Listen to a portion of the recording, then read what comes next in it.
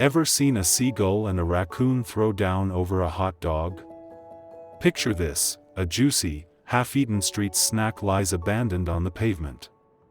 From the sky, a seagull swoops in, wings wide, eyes locked on the prize. But from the shadows, a masked bandit emerges, the raccoon, paws ready to swipe.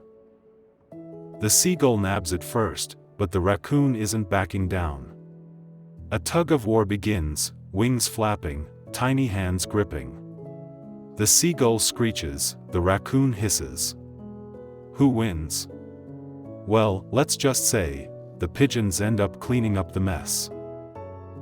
Who do you think deserves the title of Ultimate Street Food Champion? Drop your vote in the comments, Team Seagull or Team Raccoon. And don't forget to subscribe for more wild animal showdowns.